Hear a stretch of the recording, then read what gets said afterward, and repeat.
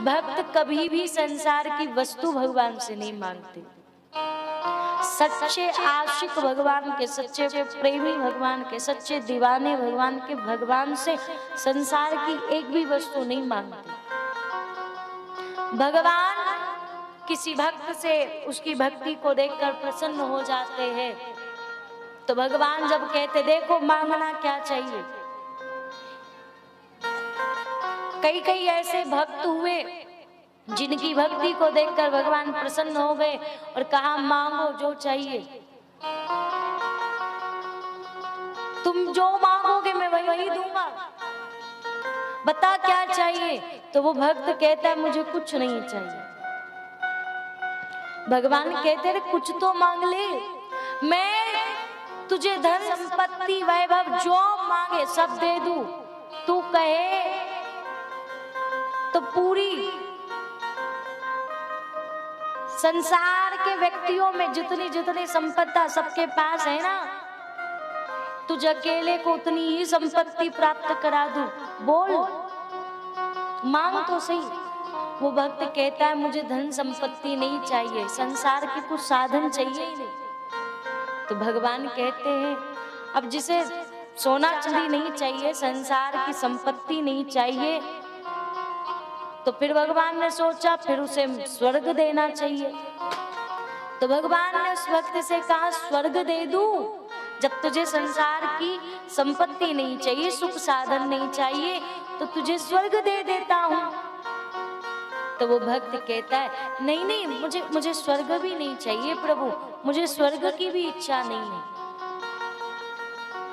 भगवान कह रहे अरे तुझसे मैंने कहा संसार की दौलत तुझे दे दूं, वो भी मना कर दी।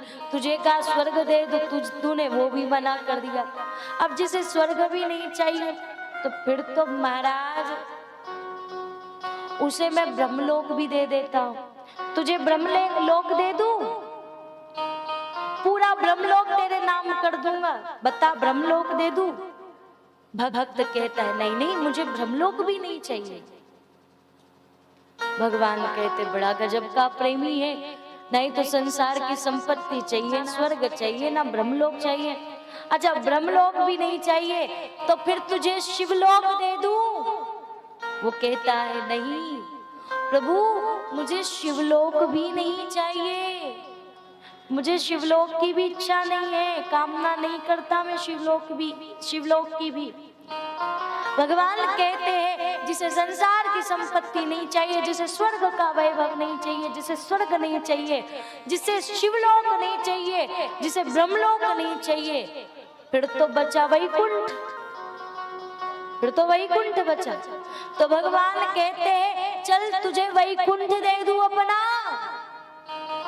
तो भक्त वो कहता है हे नाथ, ना तो मुझे संसार के सुख साधन चाहिए, ना ही मुझे स्वर्ग चाहिए, ना ही ब्रह्मलोक चाहिए, ना ही शिवलोक चाहिए, और ना ही मुझे वैकुंठ चाहिए। भगवान हैरान हो जाते क्या कह रहा है।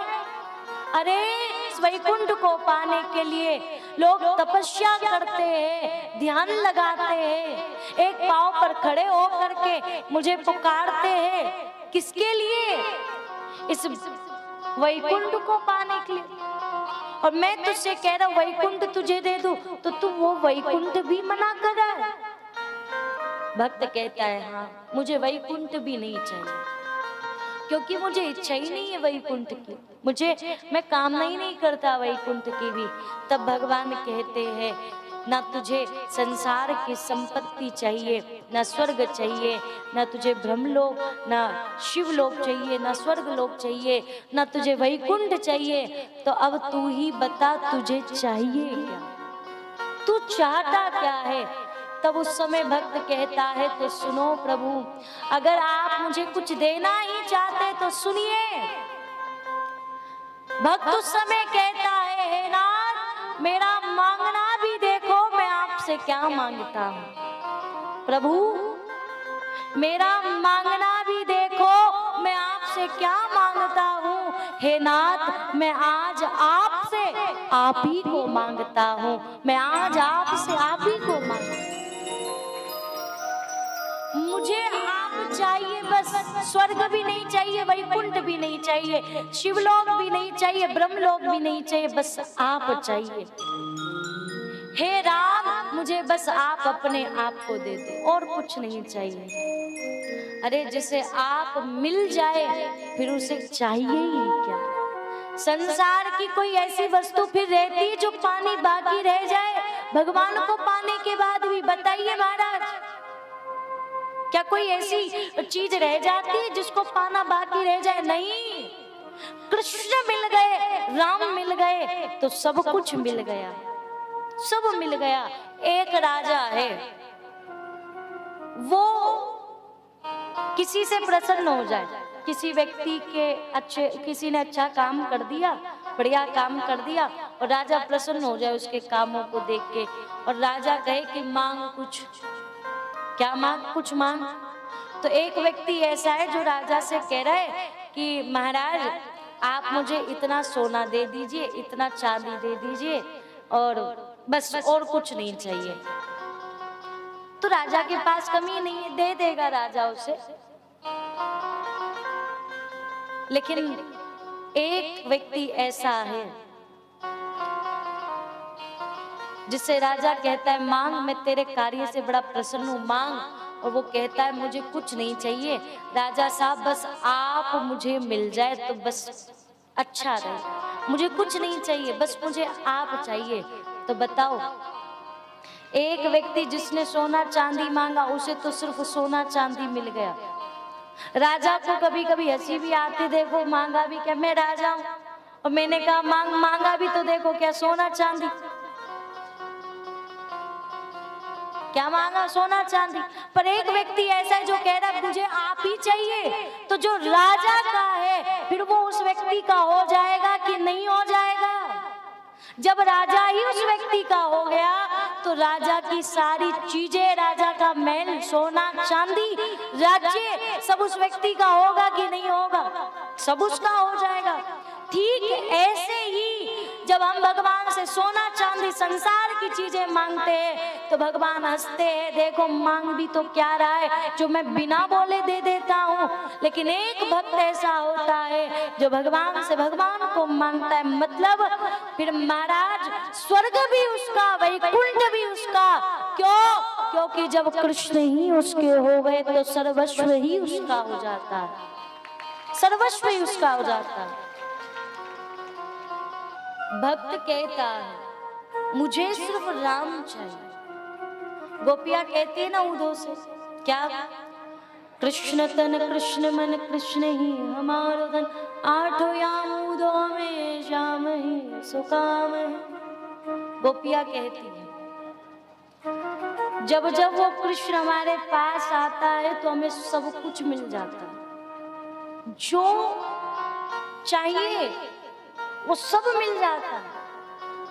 और जब जब कृष्ण हमसे दूर जाता है ऐसा लगता है कि मानो प्राण भी शरीर में नहीं रहे, क्योंकि सर्वस्वी नहीं, वो तो हमारे प्राण भी है। उनके बिना तो समझो बस हम मरी पड़ी है, बस शरीर पड़ा हुआ है वृंदावन में। बोले शरीर पड़ा है, बोल कैसे रही? बोले ये जो भीतर बैठे ये तो बस संसार वाले प्राण हैं, पर भक्तों के असली प्राण तो सिर्फ राम होते हैं, कृष्ण होते, सिर्फ राम कृष्ण। दर्शन कीजिए। आज यहाँ पर ध्रुव भगवान से कह रहे कुछ नहीं चाहिए, और देना चाहते हो तो बस चरणों की भक्ति दे दो। भगवान बोले नहीं नहीं, कुछ और भी मांग, भक्ति तो मिलेगी, कुछ और भी मांग। पर ध्रुव नहीं मांग रहे। तब भगवान कहते सुन, मैं तुझे कुछ देना चाहता हूँ, और मैं ये देना चाहता हूँ कि हे ध्रुव, जिस छोटी माँ ने तेरी माँ का तेरा अनादर करवाया, वही तेरी छोटी माँ तेरा और तेरी माँ का आदर करवा के तुझे इस राज्य का राजा और तेरी माँ को राजमाता बनाया जाए। और हे ध्रुव सुन, जब तू यहाँ से राज्य करके मेरे पास आएगा ना तो मैं तुझे अपना एक लोक दे दूंगा। और तुझे इन तारों का राजा बना दूंगा, और उस लोक का नाम होगा ध्रुव लोक। भगवान ने 36,000 वर्ष का राज्य ध्रुव को दिया धरती पर। एक बात बताओ, सच दिल पर हाथ रख के कहना, दुनिया से प्रेम करते हो? दुनिया तुम्हें दे ही क्या सकती है?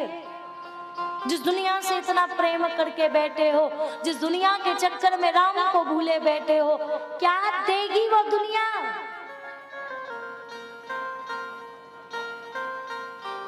अभी कोई गलती कर दो, अभी कुछ कह दो, 1 मिनट में दूर हो जाएंगे ये।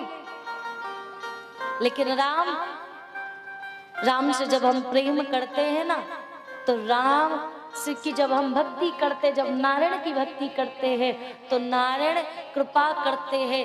36,000 वर्ष का राज्य दिया है ध्रुव को। तुम जी लोगे इतने दिन? कलयुग में 100 साल भी कोई जी ले, धन्य है वो व्यक्ति। पर ध्रुव कितने साल राज्य किया? 36,000 वर्ष राज्य किया। किसकी कृपा से? किसके कारण? नारायण की भक्ति की, इसके कारण। और अब देखो, ध्रुव जी जब संसार में राज्य करते, जब यहाँ से मृत्यु को भी पार करके जाते हैं, गजब की बात, भगवान ने ध्रुव को एक लोक दे दिया। और ध्रुव, भगवान के पास कई लोक है, तो भगवान ने एक लोक ध्रुव को दिया और ध्रुव को वहां का राजा बना के बैठा दिया। और ध्रुव तारों के राजा बने बैठे। आज भी आप कभी देखते होंगे ध्रुव तारा का रोज आपको दर्शन होता हो। कभी दिखाया करो अपने बच्चों को, दर्शन कराया करो अपने बच्चों को कि देखो ये वही ध्रुव तारा है जिसने 5 वर्ष की अवस्था में भगवान की गोद पाली थी। बेटा तू भी इस ध्रुव की तरह बनना, तू भी नारायण को जरूर पाना।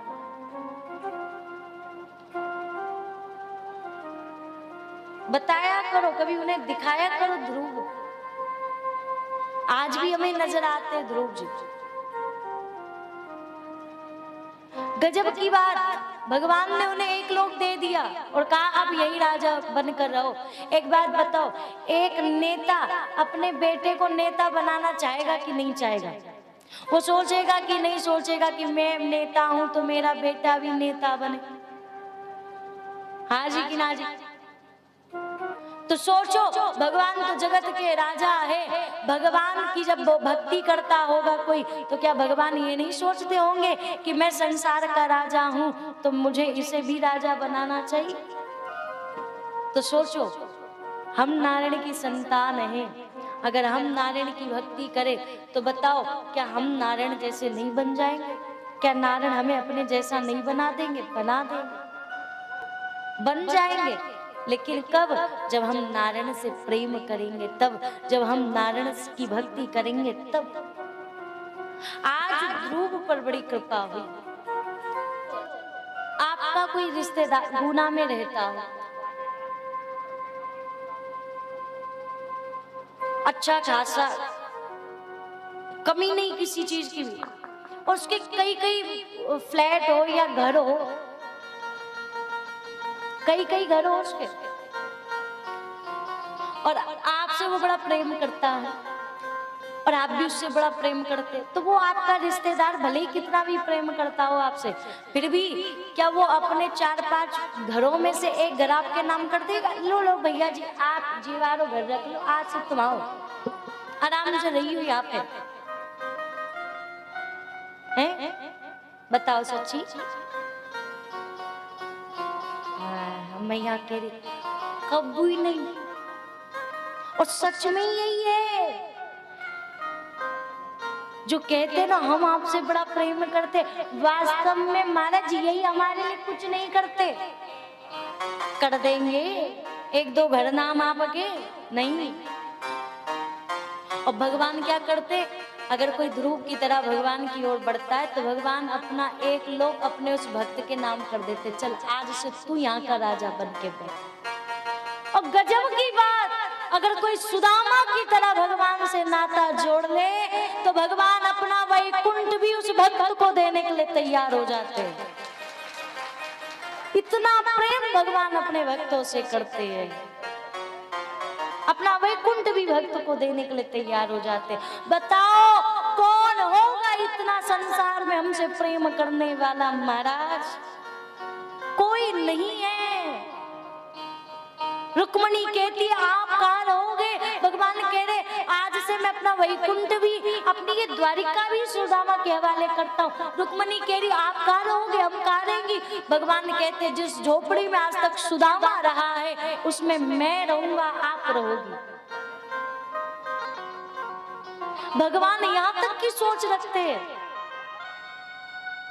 क्या नहीं करते भगवान अपने प्रेमियों के लिए? लेकिन मैं फिर से कहूंगी, दुख के साथ कहना पड़ता है, हम ऐसे राम की कथा सुन तो लेते हैं, उनकी कृपा जान तो लेते हैं, हम ऐसे नारायण की कृपा को जान करके भी फिर भी कृष्ण से प्रेम नहीं करते। दुख की बात तो ये, और अपराध भी सबसे बड़ा यही है। अरे भैया जब पता चल गया इतने दयालु, फिर करते क्यों नहीं हो इनसे प्रेम? फिर क्यों झूठी दुनिया के पीछे भाग रहे हो?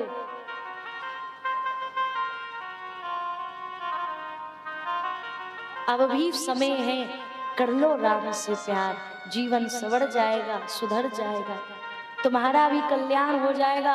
और राम से प्रेम कर लिया ना तो महाराज इलोक परलोक दोनों ही सुधर जाएंगे। इसीलिए ध्रुव जी महाराज पर भगवान की बड़ी कृपा हुई है। बोले नारायण भगवान की जय, भक्तवत्सल भगवान की जय। आदरणीय श्री सुखदेव जी महाराज वर्णन करते हैं, राजन भगवान के एक और बहुत प्यारे प्रेमी थे जिनका नाम था श्री भरत जी महाराज। जड़ भरत जी महाराज, उन्होंने सोचा जिसने मुझे इतना बड़ा राजा बनाया, जिसने मुझे ये मानव जीवन दिया, क्या मुझे एक बार उससे मिलना नहीं चाहिए? मिलना चाहिए। क्या एक बार मुझे उसका दर्शन नहीं करना चाहिए? क्या उसके लिए मुझे कुछ करना नहीं चाहिए जिसने मेरे लिए इतना सब कुछ कर दिया? बिना मांगे मुझे सब कुछ दे दिया, राजा बना दिया, ये जीवन दे दिया। क्या उस नारायण के लिए कुछ नहीं करना चाहिए? करना चाहिए। सब कुछ छोड़ दिया, पत्नी बच्चे परिवार सबको छोड़ करके वन में आ गए। नारायण का भजन करते, ध्यान लगाते हैं।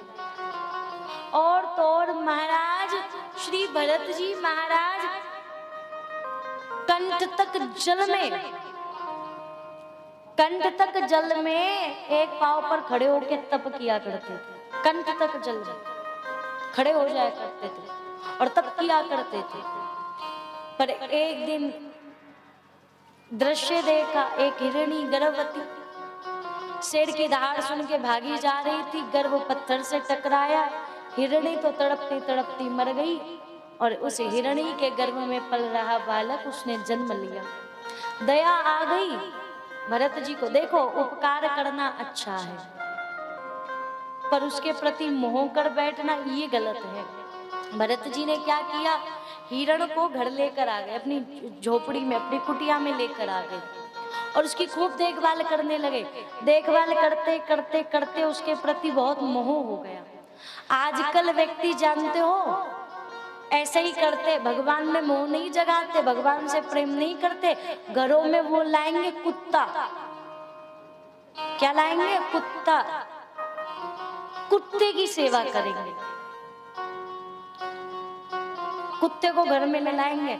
कई कई हजारों के शैम्पू खूब चमका के रखेंगे। और सेठ जी बड़े गजब के, जिस टेबल पर बैठ करके भोजन पाते हैं, अरे महाराज वो तो सेठ जी कुर्सी पर बैठते हैं और कुत्ता तो उसी टेबल पे बैठकर खाता है। गजब की बात, सेठ जी आगे गाड़ी चला रहे, कुत्ता सामने से पीछे खा रहा है बिस्किट। अब बताओ नौकर कौन है और सेठ कौन है? सेठ कौन है, नौकर कौन है, ये बताओ।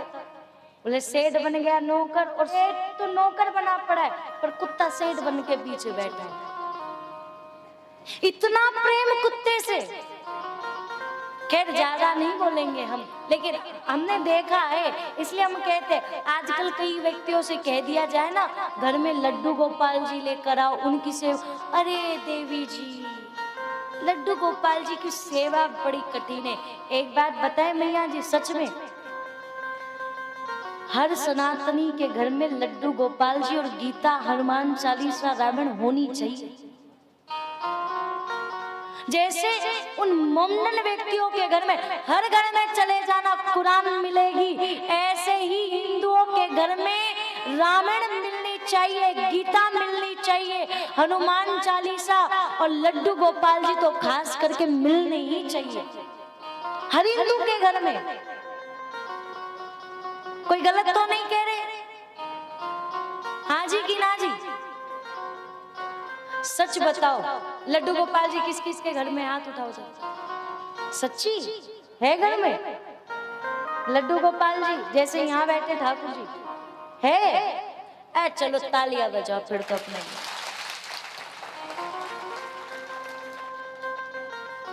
अच्छी बात है, हमको सुनकर अच्छा लगा। राधे बोलना पड़े तो दर्शन कीजिए।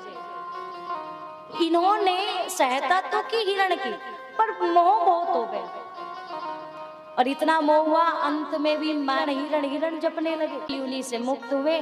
फिर अगली बार भगवान की कृपा से ब्राह्मण के यहाँ जन्म मिला। एक बात ध्यान से सुनिएगा मैया जी, सोचिए जरा, जड़ भरत जी ने सब कुछ छोड़ दिया था,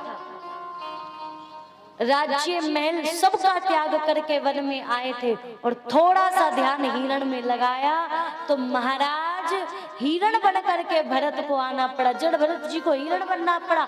इतना बड़ा त्याग जिसने किया, उसने भी अगर हिरण में मन लगाया तो उसे हिरण बनना पड़ा। आप देखो अपने जीवन में जरा झांक करके, आपने मन कहाँ कहाँ नहीं लगा रखा। उन्होंने तो सिर्फ हिरण में मन लगाया, आपने कहाँ नहीं लगा रखा? बेटे में, बेटी में, पत्नी में, पति में, बच्चे में, परिवार में, धन में, संपत्ति में, गाड़ी में, कहाँ कहाँ नहीं लगा रखा मन। तो सोचो, अगर जड़ भरत जी ने सब कुछ छोड़ दिया और थोड़ा सा ध्यान हिरण में लगा के हिरण उनको बनना पड़ा, तो जिनका मन ना जाने कहाँ कहाँ फंसा हुआ है, उनकी क्या दशा होगी? कभी सोचो, विचार करो, क्या होगी दशा? अगर ये शरीर मिला है तो इसके पीछे कारण है। स्त्री का शरीर मिला है, क्यों मिला है? पत्नी के चक्कर में। पत्नी के चक्कर में आप फंसी नहीं थे तो आप पुरुष पिछले जन्म में, और पत्नी के चक्कर में आप फंसी नहीं तो आज क्या बन के आई हैं? आप स्त्री बन के आ गई। क्योंकि ये मैं नहीं कह रही, ये शास्त्र कह रहे, जैसी होगी मति वैसी मिलेगी गति। जिसका चिंतन करोगे तुम्हें शरीर ही उसका मिलेगा। ये तो परिणाम है आपके सामने, मुझे बताने की आवश्यकता भी नहीं, परिणाम है आपके सामने। भरत जी ने किसका चिंतन किया? हिरण का। तो हिरण का ही तो शरीर मिला, हिरण की योनि तो मिली। तो बात तो सिंपल सी है, समझ में आ जाएगी सबसे। क्यों महाराज?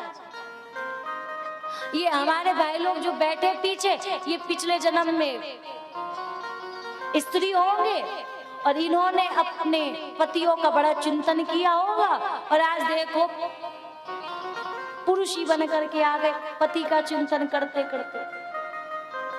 लेकिन सोचो महाराज, एक विचार करने की बात है। हमारे कहने का सीधा सा मतलब ये है कि अगर स्त्री का चिंतन करोगे तो स्त्री बन के आना पड़ेगा, पति का चिंतन करोगे तो पुरुष बन करके आना पड़ेगा, कुत्ते का चिंतन करोगे तो कुत्ते की योनि में जाना पड़ेगा, अगर हिरण का स्मरण करोगे हिरण बनना पड़ेगा, भूत प्रेतों का चिंतन करोगे तो भूत प्रेत बनना पड़ेगा, अगर नारायण का चिंतन करोगे तो नारायण जैसे नहीं बन जाओगे, बन जाओगे। तो नारायण का चिंतन करो, नारायण का नाम जपो। नारायण का चिंतन करते करते एक दिन तुम भी नारायण जैसे हो जाओगे। जैसा नारायण का स्वरूप है फिर वैसे ही तुम्हारा हो जाएगा। लेकिन कब? जब नारायण के चिंतन में खो जाओगे तब। राधे राधे बोलना पड़ेगा। तो अब निहारिए, दर्शन कीजिए। श्री जड़भरत जी महाराज हिरण बने, और जब जड़भरत जी हिरण बने महाराज, आश्चर्य की बात तो देखो, भगवान का भजन सुनने से, भगवान की कथा सुनने से ही कल्याण हुआ, हिरण की योनि से मुक्त हुए। और जड़भरत जी महाराज जब उनको तीसरा जन्म मिला तो इनको दोनों अपने पूर्व जन्म याद है। क्या है? याद है जो इन्होंने पहले जन्म में भजन किया था, उस जन्म के भजन का प्रभाव ये हुआ कि इन्हें दोनों जन्म याद है अपने। भजन का फल कभी नष्ट नहीं होता, कभी खत्म नहीं होता। जड़भरत जी महाराज, अब पिताजी उनको मंत्र कहते ये याद करो वो करो, लेकिन अब जड़भरत जी ने सोच लिया इस जन्म में अब किसी के चक्कर में नहीं फंसना, अब किसी के चक्कर में नहीं फंसना, अब तो बस नारायण के चक्कर में ऐसा फंसना है, ऐसा फंसना है कि किसी के चक्कर में फंसी ना पाए। अब तो भक्ति का रंग ऐसा लगाना है, ऐसा लगाना है कि संसार का कोई रंग लग ही ना पाए। अब तो भक्ति में ऐसा रंग जाना है कि ऐसा रंग जाना है कि किसी में भी अब हम मग्न ना होता। और वास्तव में नशा वही अच्छा है जो एक बार चढ़े और कभी उतरे ना, और वो नशा कौन सा है? भक्ति का। रंग वही अच्छा है जो एक बार लगे और दूसरा रंग चढ़ ही ना पाए, लगा का लगा रह जाए। और वो रंग कौन सा है? वो भक्ति का रंग है, वो प्रेम का रंग है। कि जिस दिन भक्ति का रंग चढ़ा लिया, जिस दिन भक्ति का रंग लगा लिया जीवन में, उस दिन सच कहते हैं संसार के ना ही तो पत्नी का, ना ही पति का, ना ही बेटे का, किसी भी सगे संबंधी, किसी भी संसार के व्यक्ति का रंग आप पर लग नहीं पाएगा, नहीं लग पाएगा। इसीलिए भरत जी महाराज ने भी सोच लिया अब तो भक्ति के रंग में ऐसा रंगना है, ऐसा रंगना है कि अब बस कृष्ण के अलावा अब कोई भी याद ना रहे, सब भूल जाओ, अब फंसे नहीं दुनिया में। अब तो कृष्ण के चक्कर में फंस गए, अब तो नारायण के चक्कर में फंसे हुए। बस जड़भरत जी के परिवार वालों ने निकाल दिया उन्हें, तुम किसी काम के नहीं, निकलो यहाँ से, तो जड़भरत जी को निकाल दिया। अच्छा, अब जड़भरत जी महाराज चलते जा रहे हैं, तो जब जड़भरत जी चलते जा रहे थे, और गजब की बात तुझे महाराज, बीच मार्ग में एक रहुगण नाम का राजा, ये बड़ा अभिमानी था। और महाराज रहुगण जो था, इसकी पालकी श्री जड़भरत जी ने अपने कंधे पर रखी। और याद रखिएगा, कंधे पर पालकी नहीं, मानो रहुगण के जीवन के पूरे भार को जड़भरत जी ने अपने कंधे पर रख लिया हो। और याद रखना, संत जब जब जिसके भी जीवन का भार अपने कंधे पर रखते हैं, उसे भगवान से मिलाकर ही छोड़ते हैं, उसका कल्याण करा के ही छोड़ते हैं। जड़भरत जी महाराज ये चींटियों को देख देख के चल रहे थे, कहीं उन पर पाँव ना रखा जाए, मर ना जाए, हमसे कोई अपराध ना हो जाए, बचते हुए चलते जा रहे थे। और जैसे जड़भरत जी ने देखा सामने चींटियां, तो उनकी रक्षा कैसे करे, तो महाराज छलांग लगाई। रहुगण तो पालकी में बैठा था, उसके सर पर जब पालकी की लकड़ी लगी, जोर से चिल्लाए, अरे पालकी ठीक से नहीं चला सकते, अच्छे से चलाओ। तीन कह बोले, महाराज हम तो अच्छे से चला रहे, ये जो नया मोटा बाबा है ना, यही पालकी अच्छी नहीं चला रहा। जड़भरत जी से रहुगण बोला, क्यों पालकी नहीं चलानी आती? मैं कहता हूँ पालकी अच्छे से चलाओ, वरना तुम्हें मार डालूंगा।